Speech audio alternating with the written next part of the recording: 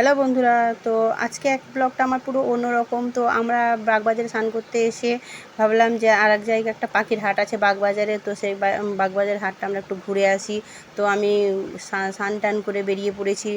তো স্টেশনে থেকে মোটামুটি 10 মিনিট লাগবে। তো বাবাকে বললাম, বাবা গেল না, তাই বাবা বললো আমি দেখেছি, তোরা যা। তো বাবা স্টেশনে বসে থাকলো আর আমরা এই যে বেরিয়ে পড়েছি। তো ঢুকে পড়েছি। মোটামুটি 10 মিনিট লাগবে বাগবাজার থেকে এই হাটটা। তো এই হাটে অনেক গাছগাছালি, মানে যাবতীয় গাছগাছালি থেকে, পাখি থেকে, মাছ থেকে, অ্যাকোরিয়ামের মাছ, সমস্ত কিছু এখানে বিক্রি হয়।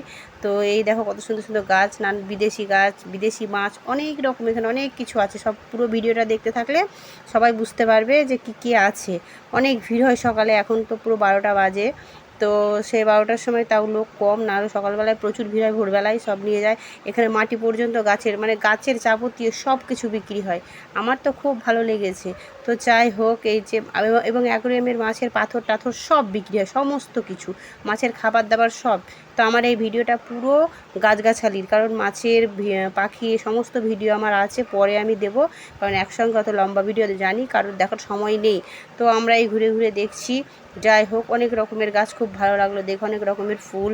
কিন্তু আমি একটাও কিছু কিনিনি, কারণ ওই রোদ্রে আসলে আমি মানে রোদ্রে অত গাছ কিনলে, তারপর আমার টব সব রেডি করা ছিল না, যে কোনো আমি গাছ কিনি, যদি গাছ মরে যায়।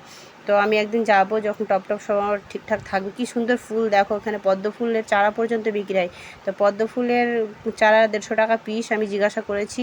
তো যাই হোক, খুব সুন্দর লেগেছে আমার। আমি একদিন টব সব রেডি করে আমি আবার সেই বাজার থেকে কিনে আনবো আমি কিছু কিছু গাছ।